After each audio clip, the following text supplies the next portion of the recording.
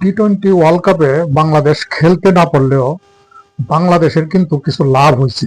প্রথমত, বাংলাদেশ আইসিসির মধ্যে একটি ইনফ্লুয়েন্সিয়াল দেশ হিসাবে নিজেদেরকে প্রতিষ্ঠিত করতে পারছে। আইসিসি যখন পাকিস্তানের সাথে নেগোশিয়েট করতে যায়, পাকিস্তান যখন বলছে যে বাংলাদেশ আমাদেরকে অনুরোধ না করলে আমরা কোনো আলোচনাই করব না, সেই ক্ষেত্রে আইসিসি বাধ্য হয়েছে বাংলাদেশকে পাকিস্তানে ডাইকা নিয়ে যেতে, তাও সেটা অনুনয় বিনয় করে। তো স্বাভাবিকভাবেই বাংলাদেশের একটা বার্গেনিং এর সুযোগ হয়েছে। বাংলাদেশ বলছে তাইলে আমারে তোমরা কি দিবা, কি লাভ দিবা? প্রথমত, বিশ্বকাপটা আমাদেরকে আর খেলার কোনো সুযোগ নাই, তাইলে এটার ভর্তুকি তোমরা কি দিয়া দিবা?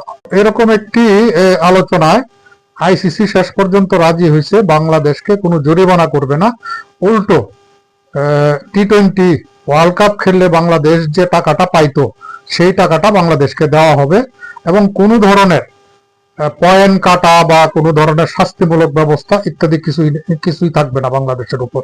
তার উপরে 2028 সালে বাংলাদেশে একটি বড় ইভেন্ট করা হবে। এমনও হইতে পারে যে টি-20 ওয়ার্ল্ড কাপের যে পরবর্তী ইভেন্টটা সেটা বাংলাদেশে হইতে পারে।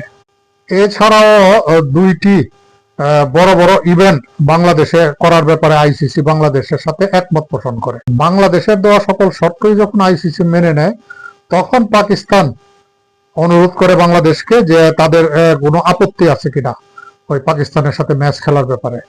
তখন বাংলাদেশ বলে যে না, এটা তো তোমাদের সিদ্ধান্তের ব্যাপার, আমাদের জন্য তোমরা যে স্যাক্রিফাইসটা করছো সেটার জন্য বাংলাদেশের সাধারণ মানুষের পক্ষ থেকে, জনগণের পক্ষ থেকে, সরকারের পক্ষ থেকে আমরা ধন্যবাদ ও কৃতজ্ঞতা জানাই। তখন আসে আবার পাকিস্তানের পালা। পাকিস্তানও তাদের সুবিধা মতো আইসিসি কে পেয়ে তারাও তাদের কিছু সুযোগ সুবিধা আদায় করে। তো এটাতে একটা জিনিস প্রমাণিত হইল যে বাংলাদেশ এবং পাকিস্তান যদি এক হইতে পারে, তাহলে আইসিসি বা ক্রিকেট বিশ্বকে কন্ট্রোল করা তাদের পক্ষে সম্ভব।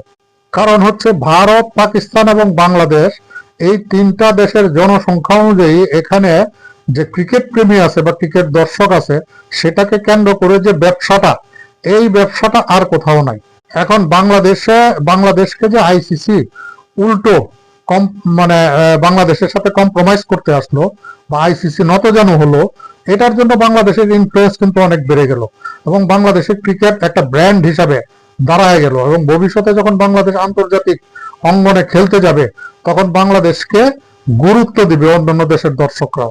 তবে বাংলাদেশ যদি ভারতকে সাম্প্রদায়িক দৃষ্টিভঙ্গি থেকে অভিযোগ আনতো, তাহলে এই জিনিসটা আরো ভালো হইতো এবং আইসিসি আরো বেকায়দায় পড়তো।